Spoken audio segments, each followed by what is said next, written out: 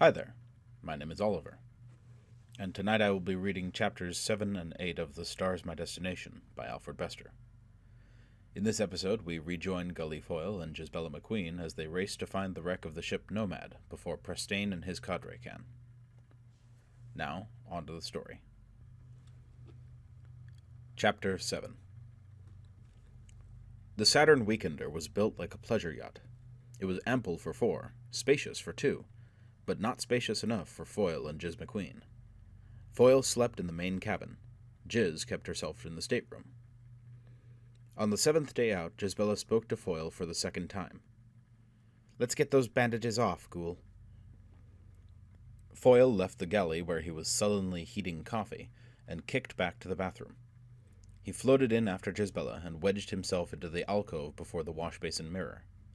Gisbella braced herself on the basin, opened an ether capsule, and began soaking and stripping the bandage off with hard, hating hands. The strips of gauze peeled slowly. Foyle was in agony of suspense. "Do you think Baker did the job?" he asked. No answer. "Could he have missed anywhere?" The stripping continued. "It stopped hurting 2 days ago." No answer. "For God's sake, Giz, is it still war between us?" Gisbella's hands stopped. She looked at Foyle's bandaged face with hatred. "What do you think?" "I asked you." "The answer is yes." "Why?" "You'll never understand." "Make me understand." "Shut up." "If it's war, why'd you come with me?" "To get what's coming to Sam and me." "Money?" "Shut up." "You didn't have to. You could have trusted me." "Trusted you? You!" Gisbella laughed without mirth and recommenced the peeling. Foyle struck her hands away. "I'll do it myself." She lashed him across his bandaged face. "You'll do what I tell you.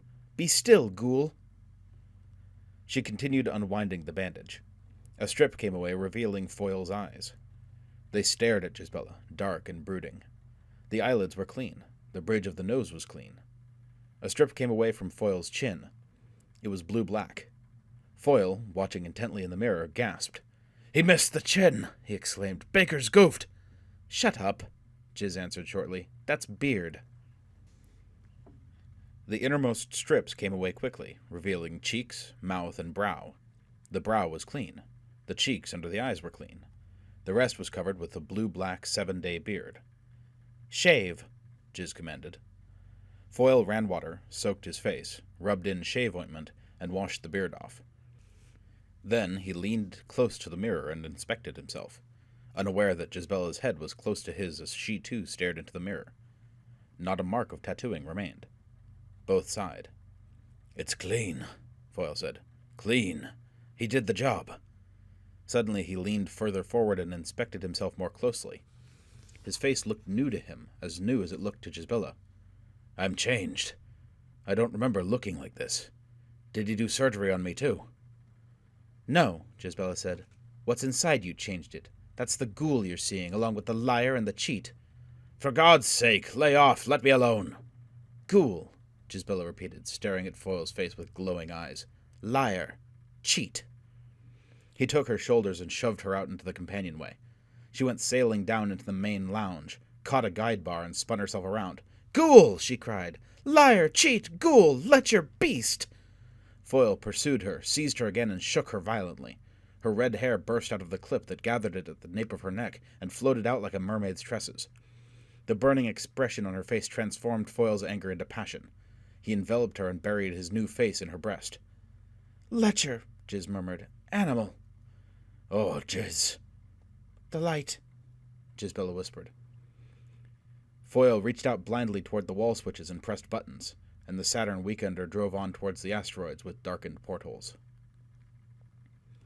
They floated together in the cabin, drowsing, murmuring, touching tenderly for hours. "Poor Gully," Gisbella whispered. "Poor darling Gully." "Not poor," he said. "Rich, soon." "Yes, rich and empty. You've got nothing inside you, Gully, dear. Nothing but hatred and revenge." "It's enough." "Enough for now. But later?" "Later. That depends." "It depends on your inside, Gully. What you get hold of." "No. My future depends on what I get rid of. Gully, why did you hold out on me and Jaffa Martel? Why didn't you tell me you knew there was a fortune aboard Nomad? I couldn't.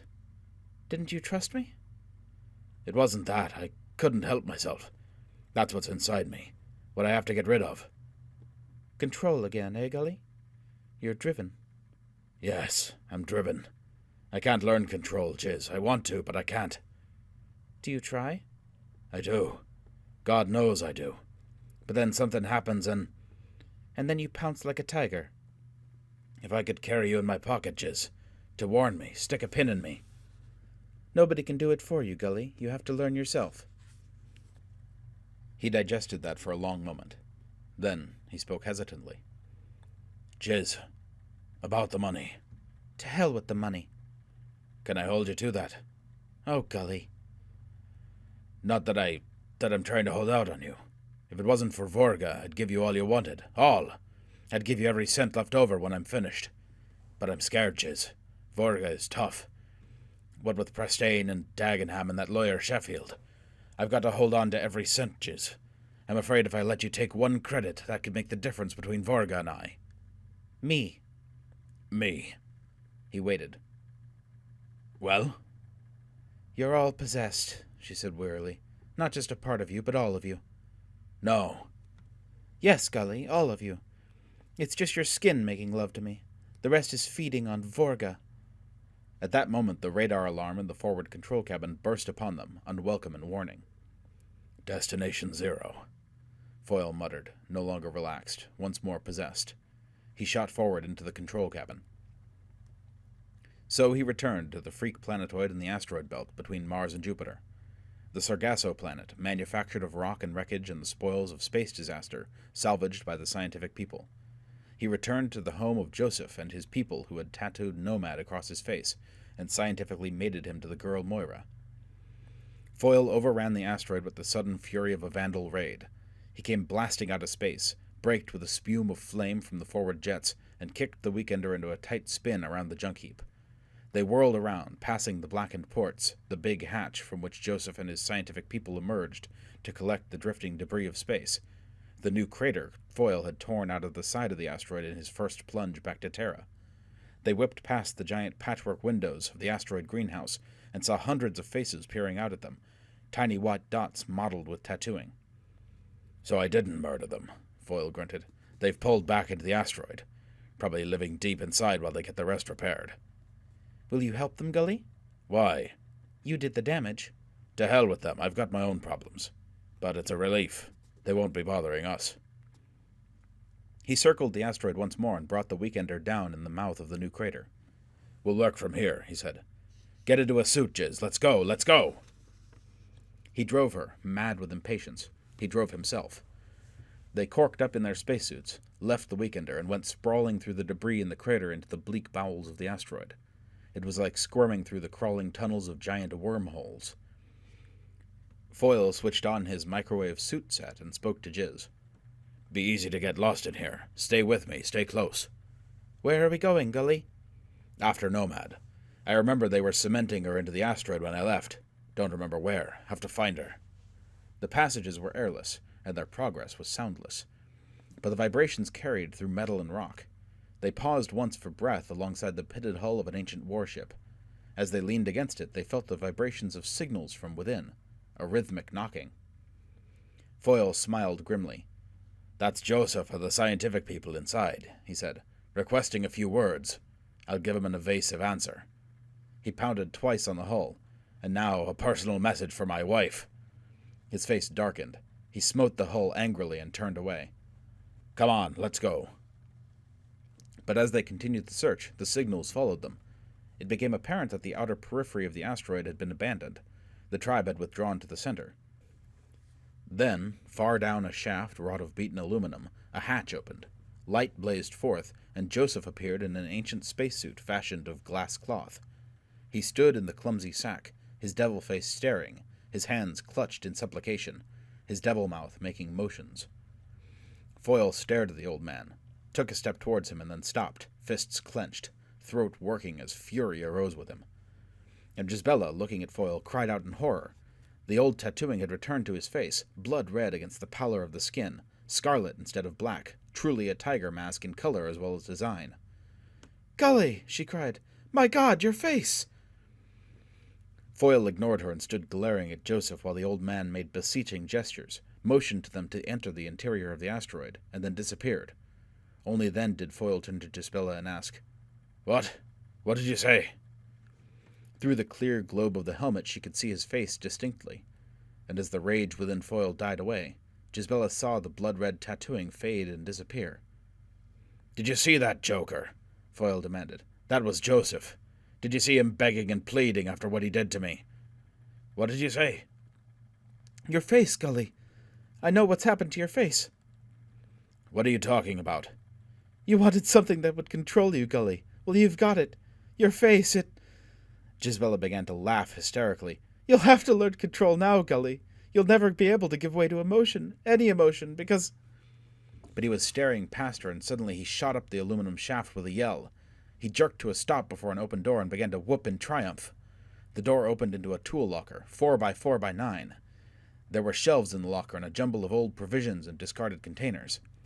It was Foyle's coffin aboard the Nomad. Joseph and his people had succeeded in sealing the wreck into their asteroid before the holocaust of Foyle's escape had rendered further work impossible. The interior of the ship was virtually untouched. Foyle took Gisbella's arm and dragged her on a quick tour of the ship, and finally to the purser's locker, where Foyle tore at the windrows of wreckage and debris until he disclosed a massive steel face, blank and impenetrable. "We've got a choice," he panted. "Either we tear the safe out of the hull and carry it back to Terra where we can work on it, or we open it here. I vote for here. Maybe Dagenham was lying. All depends on what tools Sam has in the Weekender anyway. Come back to the ship, Giz." He'd never noticed her silence and preoccupation until they were back aboard the Weekender and he had finished his urgent search for tools. "Nothing!" he exclaimed impatiently. "There isn't a hammer or a drill aboard. Nothing but gadgets for opening bottles and rations." Gisbella didn't answer. She never took her eyes off his face. "Why are you staring at me like that?" Foyle demanded. "I'm fascinated." "By what?" "I'm going to show you something, Gully." "What?" "How much I despise you." Gisbella slapped him thrice. Stung by the blows, Foyle started up furiously. Gisbella picked up a hand mirror and held it before him. "Look at yourself, Gully," she said quietly. "Look at your face." He looked. He saw the old tattoo marks flaming blood red under the skin, turning his face into a scarlet and white tiger mask. He was so chilled by the appalling spectacle that his rage died at once, and simultaneously the mask disappeared. "My God," he whispered. "Oh, my God." "I had to make you lose your temper to show you," Gisbella said. "What's it mean, Giz? Did Baker goof the job?" "I don't think so. I think you've got scars under the skin, Gully, from the original tattooing and then from the bleaching. Needle scars.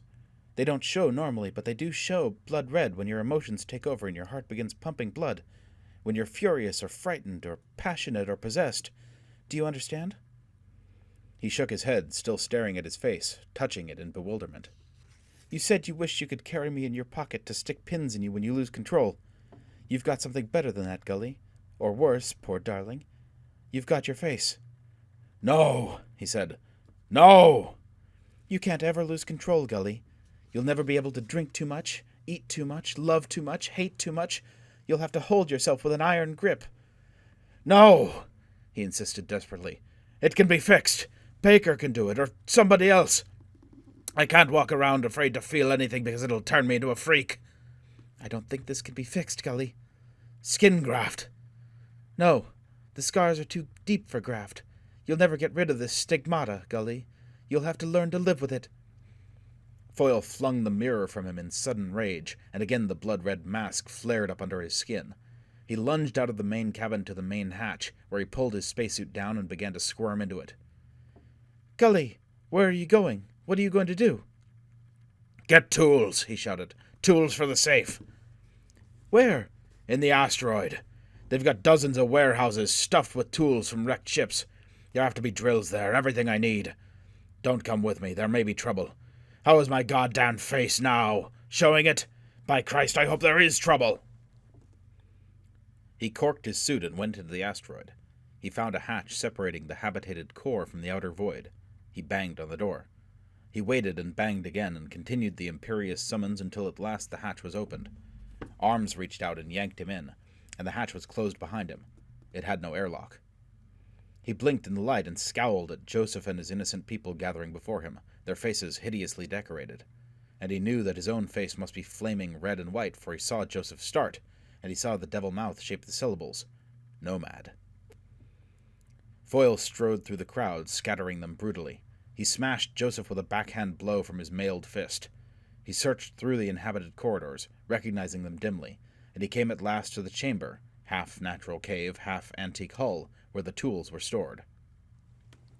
He rooted and ferreted, gathering up drills, diamond bits, acids, thermites, crystallants, dynamite jellies, fuses. In the gently revolving asteroid, the gross weight of the equipment was reduced to less than 100 pounds.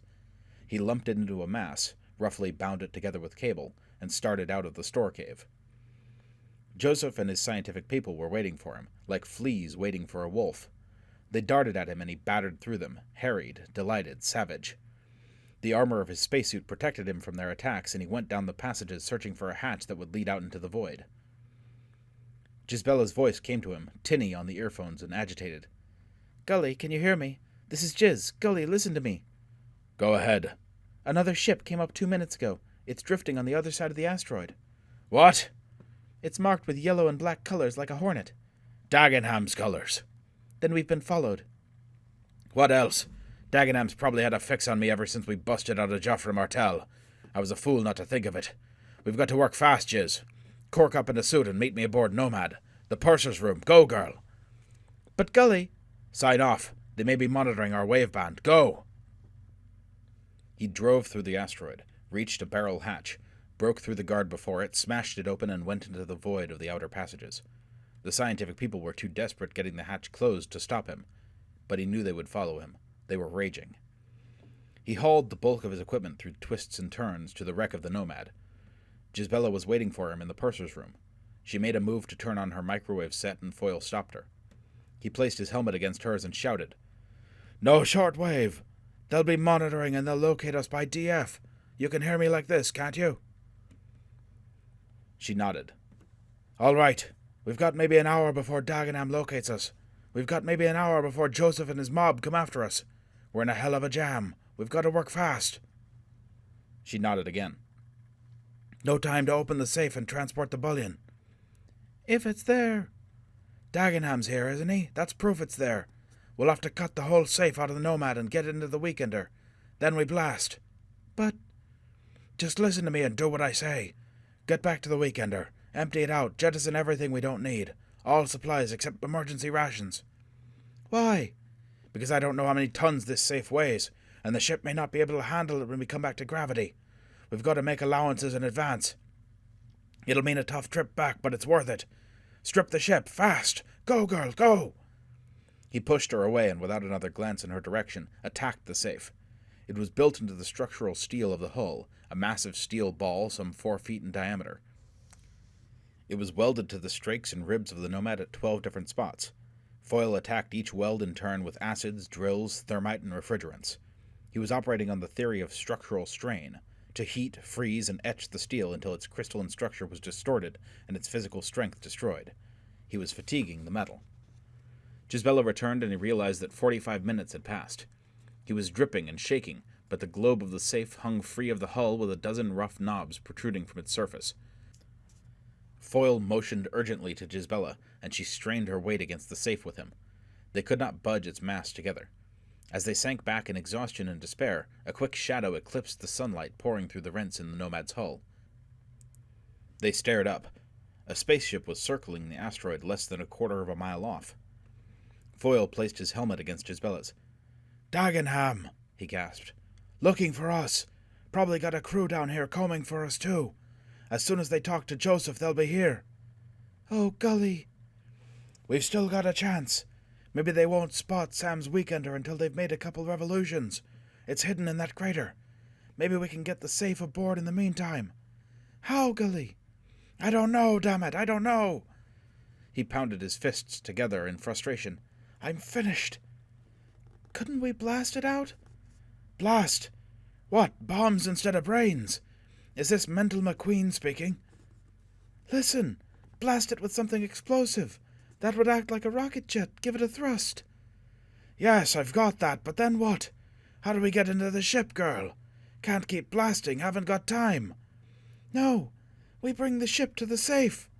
What? Blast the safe straight out into space, then bring the ship around and let the safe sail right into the main hatch. Like catching a ball in your hat, see? He saw. By God, Jizz, we can do it! Foyle leaped to the pile of equipment and began sorting out sticks of dynamite gelatin, fuses, and caps. We'll have to use the shortwave. One of us stays with the safe, one of us pilots the ship.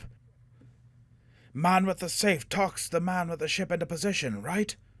Right. You'd better pilot, Gully. I'll do the talking. He nodded, fixing the explosive to the face of the safe, attaching caps and fuses. Then he placed his helmet against hers. Vacuum fuses, Jizz. Timed for 2 minutes. When I give the word by shortwave, just pull off the fuse heads and get the hell out of the way, right? Right. Stay with the safe. Once you've talked it into the ship, come right after it. Don't wait for anything, it's going to be close. He thumped her on the shoulder and returned to the Weekender. He left the outer hatch open and the inner door of the airlock as well. The ship's air emptied out immediately. Airless and stripped by Gisbella, it looked dismal and forlorn. Foyle went directly to the controls, sat down and switched on his microwave set. "Stand by," he muttered. "I'm coming out now." He ignited the jets, blew the laterals for 3 seconds, and then the forwards. The Weekender lifted easily, shaking debris from her back and sides like a whale surfacing. As she slid up and back, Foyle called, "Dynamite, Jizz! Now!" There was no blast. There was no flash. A new crater opened in the asteroid below him, and a flower of rubble sprang upwards, rapidly outdistancing a dull steel ball that followed leisurely, turning in a weary spin. Ease off. Gisbella's voice came cold and competent over the earphones. You're backing too fast. And, incidentally, trouble's arrived.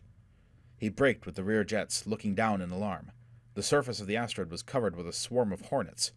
They were Dagenham's crew in yellow and black banded spacesuits. They were buzzing around a single figure in white that dodged and spun and eluded them. It was Gisbella. Steady as you go, Giz said quietly, although he could hear how hard she was breathing. Ease off a little more. Roll a quarter turn. He obeyed her almost automatically, still watching the struggle below.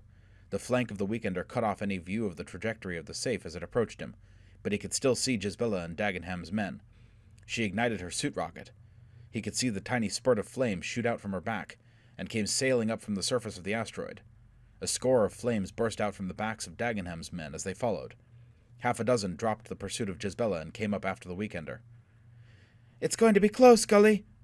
Gisbella was gasping now, but her voice was still steady. Dagenham's ship came down on the other side, but they've probably signaled him by now, and he'll be on his way. Hold your position, Gully. About 10 seconds now. The hornets closed in and engulfed the tiny white suit. "Foyle! Can you hear me, Foyle?" Dagenham's voice came in fuzzily and finally cleared. "This is Dagenham calling on your band. Come in, Foyle." Jizz! Jizz, can you get clear of them?" Hold your position, Gully. There she goes. It's a hole-in-one, son. A crushing shock racked the Weekender as the safe, moving slowly but massively, rammed into the main hatch. At the same moment, the white-suited figure broke out of the cluster of yellow wasps. It came rocketing up to the Weekender, hotly pursued. "Come on, Jizz, come on!" Foyle howled. "Come, girl, come!" As Gisbella disappeared from sight behind the flank of the Weekender, Foyle set controls and prepared for top acceleration. "Foyle, will you answer me? This is Dagenham speaking." "To hell with you, Dagenham! Give me the word when you're aboard, Jizz, and hold on." "I can't make it, Gully." "Come on, girl." "I can't get aboard. The safe's blocking the hatch. It's wedged in halfway." "Jizz!" "There's no way in, I tell you," she cried in despair. "I'm blocked out." He stared around wildly. Dagenham's men were boarding the hull of the Weekender with the menacing purpose of professional raiders.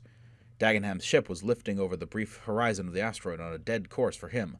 His head began to spin. "Foyle, you're finished. You and the girl. But I'll offer a deal." "Gully, help me. Do something. Gully, I'm lost." "Vorga!" he said in a strangled voice. He closed his eyes and tripped the controls. The tail jets roared. The Weekender shook and shuddered forward. It broke free of Dagenham's borders, of Jizbella, of warnings and pleas.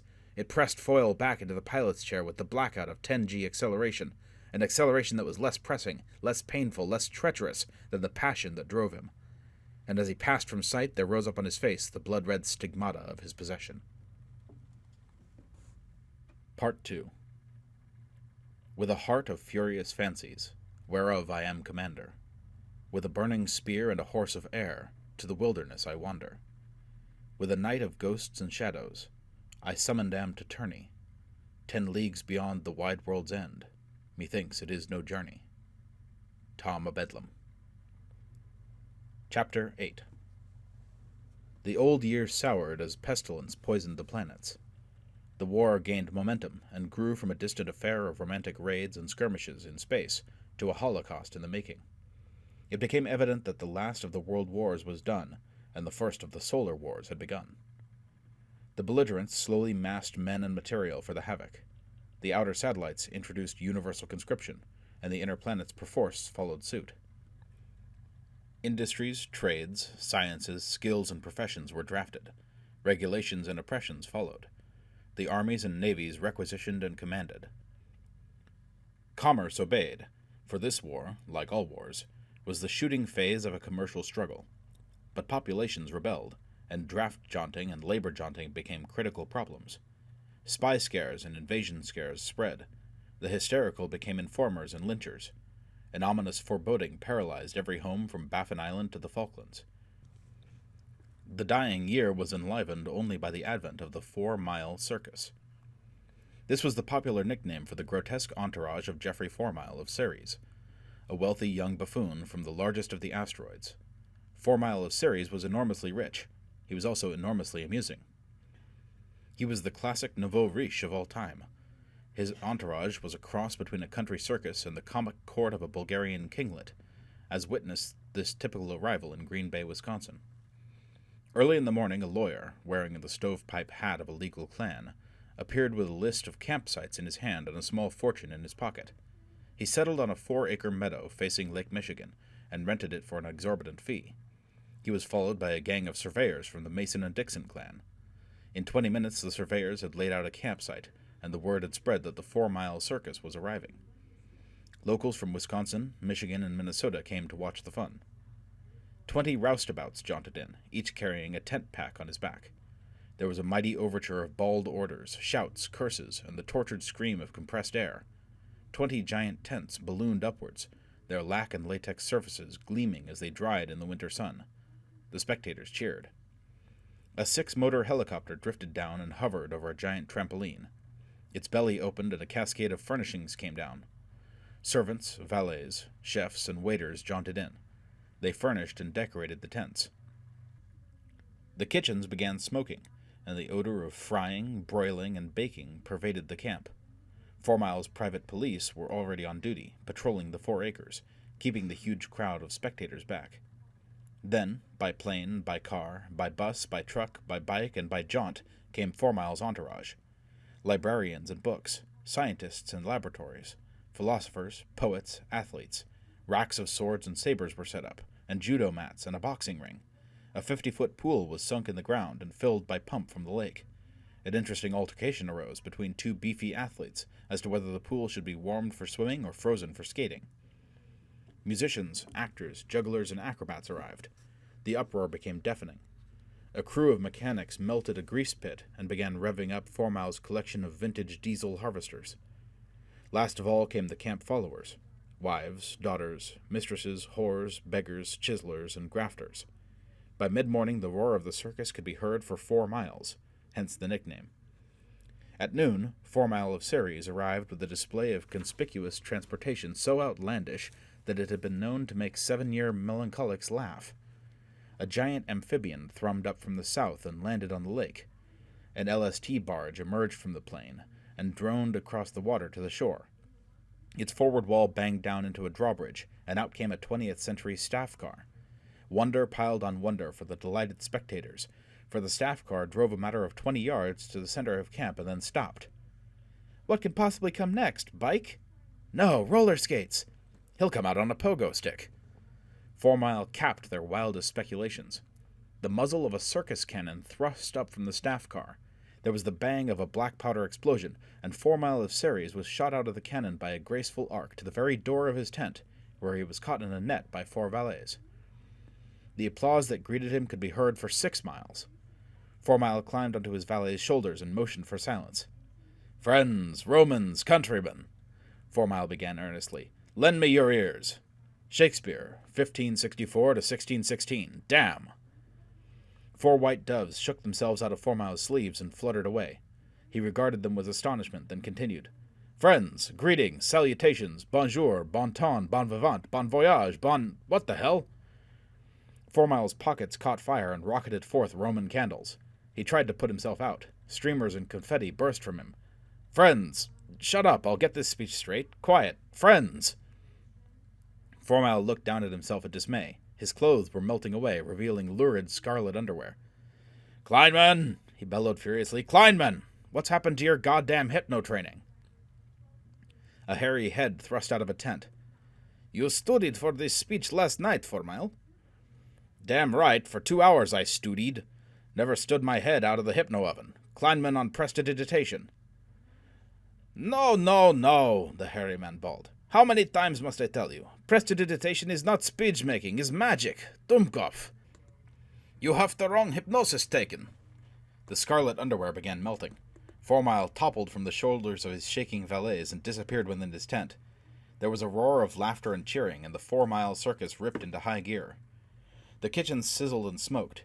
There was a perpetuity of eating and drinking. The music never stopped. The vaudeville never ceased. Inside his tent, 4 Mile changed his clothes, changed his mind, changed again, undressed again, kicked his valets, and called for his tailor in a bastard tongue of French, Mayfair, and affectation. Halfway into a new suit, he recollected he had neglected to bathe. He slapped his tailor, ordered 10 gallons of scent to be decanted into the pool, and was stricken with poetic inspiration. He summoned his resident poet. "Take this down," 4 Mile commanded. "Le roi est mort, les... Wait, what rhymes to moon?" "June," his poet suggested. "Croon, soon, dune, loon, noon, rune, tune, boon." "I forgot my experiment," 4 Mile exclaimed. "Dr. Bohun! Dr. Bohun!" Half naked, he rushed pell-mell into the laboratory, where he blew himself and Dr. Bohun, his resident chemist, halfway across the tent. As the chemist attempted to raise himself from the floor, he found himself seized in a most painful and embarrassing stranglehold. "Noguchi!" 4 Mile shouted. "Hi, Noguchi! I just invented a new judo hold."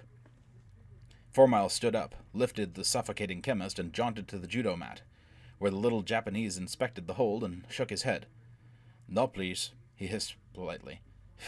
"Pressure on the windpipe are not perpetually lethal. I show you, please." He seized the dazed chemist, whirled him, and deposited him on the mat in a position of perpetual self-strangulation. "You observe, please, 4 Mile." But 4 Mile was in the library, bludgeoning his librarian over the head with blocks Das Sexualleben, 8 pounds, 9 ounces, because that unhappy man could produce no text on the manufacture of perpetual motion machines. He rushed to his physics laboratory, where he destroyed an expensive chronometer to experiment with cogwheels, jaunted to the bandstand, where he seized a baton and led the orchestra into confusion, put on skates and fell into the scented swimming pool, was hauled out, swearing fulminously at the lack of ice, and was heard to express a desire for solitude. "I wish to commute with myself," 4 Mile said, kicking his valets in all directions. He was snoring before the last of them limped to the door and closed it behind him. The snoring stopped, and Foyle arose. "That ought to hold them for today," he muttered, and went into his dressing room. He stood before a mirror, took a deep breath and held it, meanwhile watching his face. At the expiration of 1 minute it was still untainted. He continued to hold his breath, maintaining rigid control over pulse and muscle, mastering the strain with iron calm. At 2 minutes and 20 seconds the stigmata appeared, blood red. Foyle let out his breath. The tiger mask faded. "Better," he murmured. "Much better. The old fakir was right. Yoga is the answer. Control. Pulse, breath, bowels, and brains." He stripped and examined his body. He was in magnificent condition, but his skin still showed delicate silver seams in a network from neck to ankles. It looked as though someone had carved an outline of the nervous system into Foyle's flesh. The silver seams were the scars of an operation that had not yet faded. That operation had cost Foyle a 200,000 credit bribe to the chief surgeon of the Mars Commando Brigade, and had transformed him into an extraordinary fighting machine. Every nerve plexus had been rewired, microscopic transistors and transformers had been buried in muscle and bone. A minute platinum outlet showed at the base of his spine. To this, Foyle affixed a power pack the size of a pea and switched it on. His body began an internal electronic vibration that was almost mechanical. More machine than man, he thought. He dressed, rejected the extravagant apparel of 4 Mile of Ceres for the anonymous black coverall of action. He jaunted to Robin Wednesbury's apartment in the lonely building amidst the Wisconsin pines. It was the real reason for the advent of the 4 Mile Circus in Green Bay. He jaunted and arrived in darkness and empty space, and immediately plummeted down. Wrong coordinates, he thought. Misjaunted? The broken end of a rafter dealt him a bruising blow, and he landed heavily on a shattered floor upon the putrefying remains of a corpse. Foyle leapt up in calm revulsion. He pressed hard with his tongue against his right upper first molar. The operation that had transformed half his body into an electronic machine had located the control switchboard in his teeth. Foyle pressed a tooth with his tongue, and the peripheral cells of his retina were excited into emitting a soft light. He looked down 2 pale beams at the corpse of a man. The corpse lay in the apartment below Robin Wednesbury's flat. It was gutted. Foyle looked up. Above him was a 10-foot hole where the floor of Robin's living room had been. The entire building stank of fire, smoke, and rot. Jacked, Foyle said softly. This place has been jacked. What happened? The jaunting age had crystallized the hobos, tramps, and vagabonds of the world into a new class. They followed the night from east to west, always in darkness, always in search of loot, the leavings of disaster, carrion. If an earthquake shattered a warehouse, they were jacking it the following night. If fire opened a house or explosions split the defenses of a shop, they jaunted in and scavenged. They called themselves jack-jaunters. They were jackals. Foyle climbed up through the wreckage to the corridor on the floor above. The jack-jaunters had a camp there.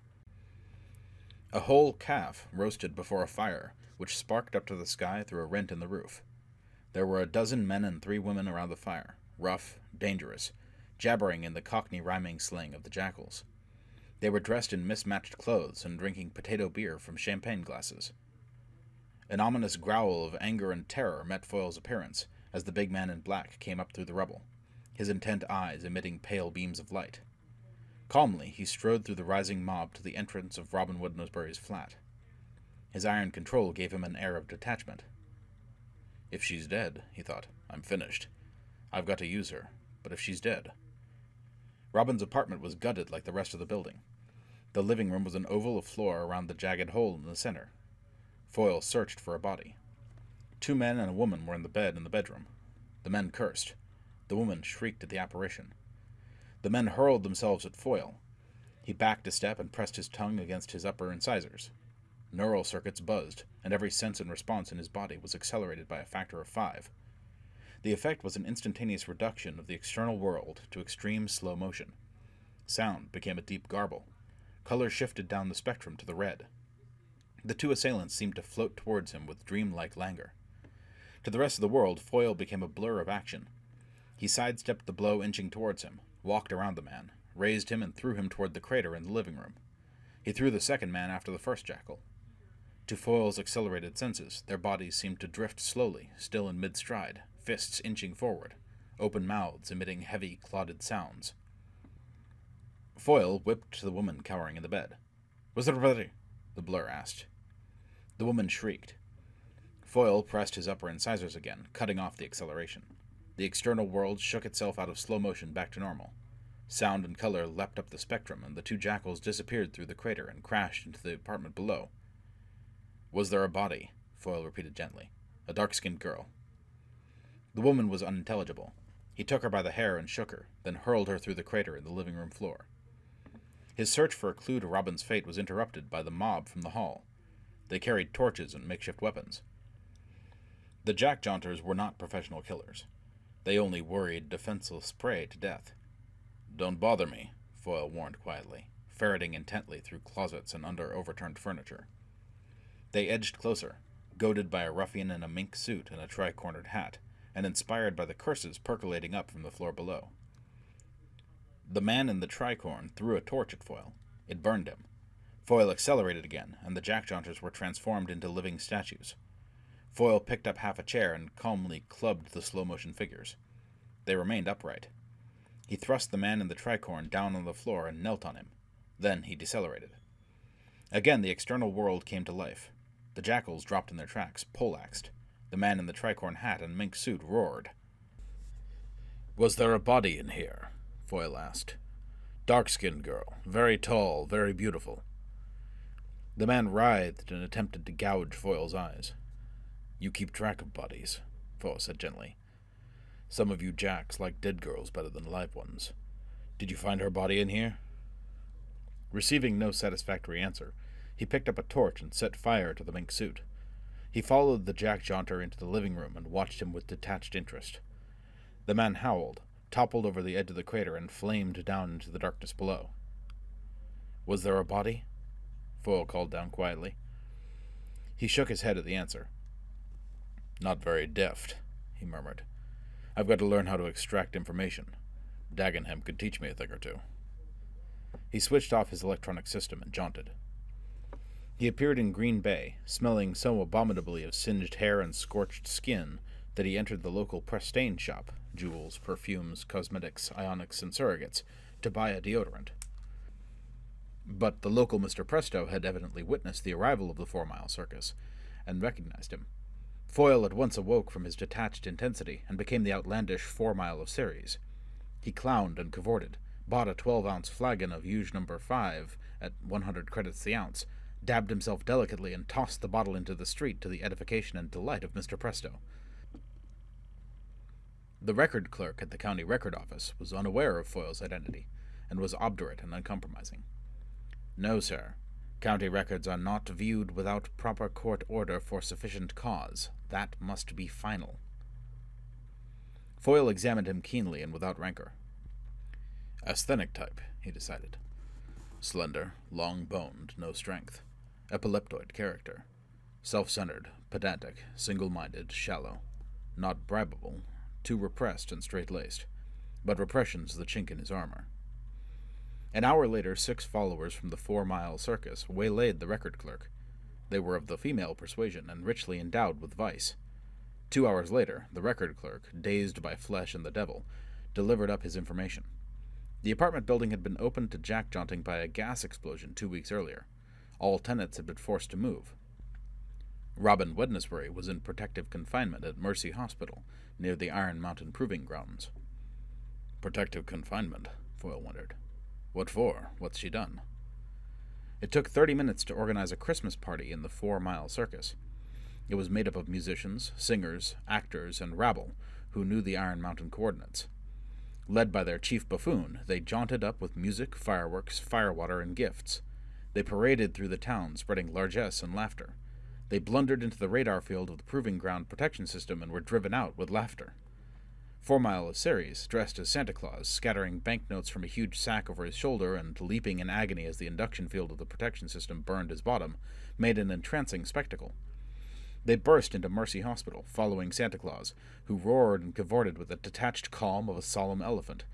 He kissed the nurses, made drunk the attendants, pestered the patients with gifts, littered the corridors with money, and abruptly disappeared when the happy rioting reached such heights that the police had to be called. Much later, it was discovered that a patient had disappeared too, despite the fact that she had been under sedation and was incapable of jaunting. As a matter of fact, she departed from the hospital inside Santa's sack. Foyle jaunted with her over his shoulder to the hospital grounds.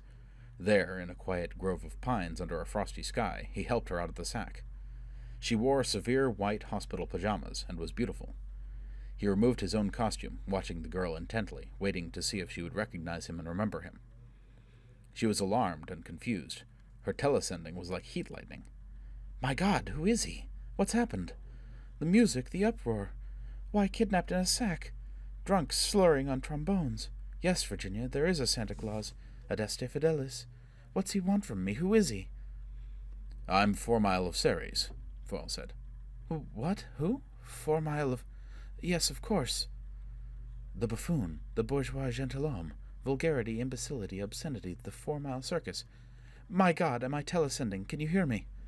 I hear you, Miss Wednesbury, Foyle said quietly. What have you done? Why? What do you want with me? I want you to look at me. Bonjour, madame, into my sack. Madame, echo, look at me. I'm looking, Robin said, trying to control the jangle of her thoughts. She gazed up into his face without recognition. It's a face. I've seen so many like it. The faces of men, oh God. The features of masculinity. Every man in rut. Will God never save us from brute desire? My rutting season's over, Miss Wednesbury. I'm sorry you heard that. I'm terrified, naturally. You know me? I know you. We've met before? She scrutinized him closely, but still without recognition. Deep down inside Foyle there was a surge of triumph. If this woman, of all women, failed to remember him, he was safe, provided he kept blood and brains and face under control. We've never met, he said. I've heard of you. I want something from you. That's why we're here, to talk about it. If you don't like my offer, you can go back to the hospital. You want something? But I've got nothing. Nothing. Nothing's left but shame and... Oh, God, why did the suicide fail? Why couldn't I... So that's it. Foyle interrupted softly. You tried to commit suicide, huh? That accounts for the gas explosion that opened the building. And your protective confinement. Attempted suicide. Why weren't you hurt in the explosion? So many were hurt. So many died, but I didn't. I'm unlucky, I suppose. I've been unlucky all my life. Why suicide? I'm tired. I'm finished. I've lost everything. I'm on the Army Grey List. Suspected, watched, reported. No job, no family, no... Why suicide? Dear God, what else but suicide?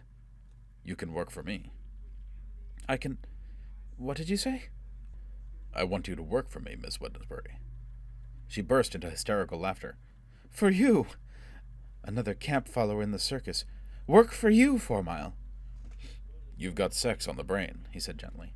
I'm not looking for tarts. They look for me as a rule. I'm sorry. I'm obsessed by the brute who destroyed me. I'll try to make sense. Robin calmed herself. Let me understand you. You've taken me out of the hospital to offer me a job. You've heard of me. That means you want something special. My specialty is telesending. And charm. What? I want to buy your charm, Miss Wednesbury. I don't understand. Why, Foyle said mildly. It ought to be simple for you. I'm the buffoon. I'm vulgarity, imbecility, obscenity. That's got to stop. I want you to be my social secretary. You expect me to believe that? You could hire 100 social secretaries, 1,000 with your money. You expect me to believe that I'm the only one for you? That you had to kidnap me from protective confinement to get me? Foyle nodded. That's right. There are thousands, but only one that can telesend. What's that got to do with it? You're going to be the ventriloquist. I'm going to be your dummy. I don't know the upper classes. You do. They have their own talk, their own jokes, their own manners. If a man wants to be accepted by them, he's got to talk their language. I can't, but you can. You'll talk for me, through my mouth. But you could learn. No, it would take too long, and charm can't be learned. I want to buy your charm, Miss Wednesbury. Now, about salary. I'll pay you 1,000 a month. Her eyes widened. You're very generous, 4 Mile. I'll clean up this suicide charge for you. You're very kind. And I'll guarantee to get you off the Army Grey List. You'll be back on the White List by the time you finish working for me. You can start with a clean slate and a bonus. You can start living again. Robin's lips trembled, and then she began to cry. She sobbed and shook, and Foyle had to steady her. Well, he asked, will you do it? She nodded. You're so kind. I'm not used to kindness anymore. The dull concussion of a distant explosion made Foyle stiffen. Christ! He exclaimed in sudden panic. Another blue jaunt, No, Robin said. I don't know what a blue jaunt is, but that's the proving ground. She looked up at Foyle's face and screamed. The unexpected shock of the explosion and the vivid chain of associations had wrenched loose his iron control. The blood-red scars of tattooing showed under his skin. She stared at him in horror, still screaming. He touched his face once, then leapt forward and gagged her. Once again he had hold of himself. It shows, he murmured with a ghastly smile. Lost my grip for a minute. Thought I was back in Joffre Martel listening to a blue jaunt. Yes, I'm Foyle, the brute who destroyed you. You had to know sooner or later, but I'd hoped it would be later. I'm Foyle, back again. Will you be quiet and listen to me? She shook her head frantically, trying to struggle out of his grasp. With detached calm, he punched her jaw. Robin sagged. Foyle picked her up, wrapped her in his coat, and held her in his arms, waiting for consciousness to return. When he saw her eyelids flutter, he spoke again. Don't move, or you'll be sick. Maybe I didn't pull that punch enough. Brute. Beast. I could do this the wrong way, he said. I could blackmail you. I know your mothers and sisters are on Callisto, that you're classed as an alien belligerent by association. That puts you on the blacklist, ipso facto. Is that right, ipso facto? By the very fact, Latin. You can't trust hypno-learning. I could point out that all I have to do is send anonymous information to Central Intelligence, and you wouldn't just be a suspect anymore.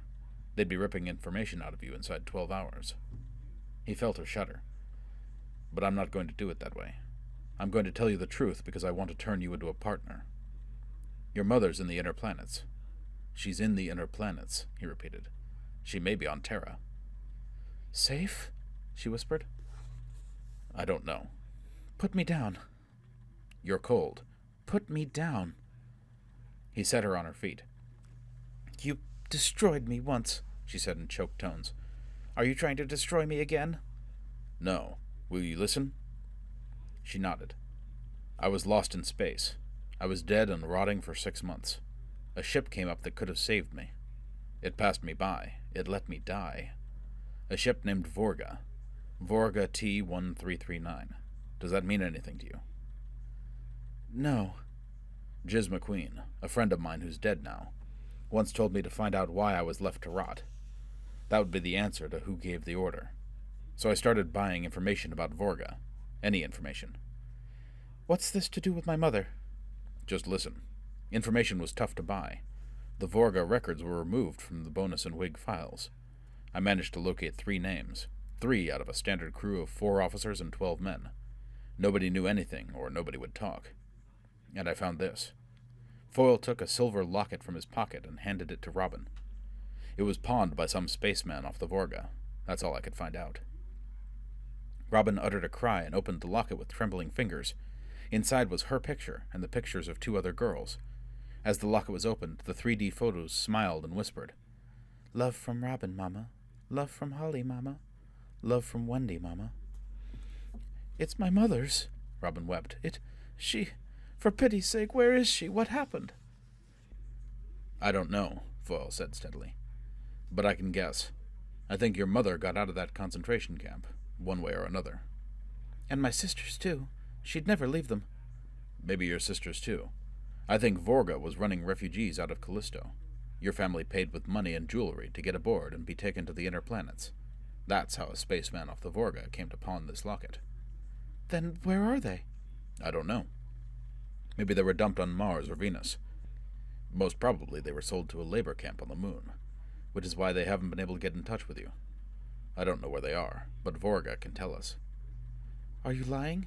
Tricking me? Is that locket a lie? I'm telling the truth, all the truth I know. I want to find out why they left me to die, and who gave the order. The man who gave the order will know where your mother and sisters are.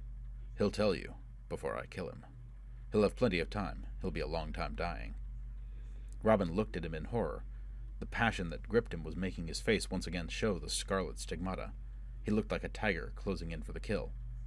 I've got a fortune to spend. Never mind how I got it. I've got 3 months to finish the job.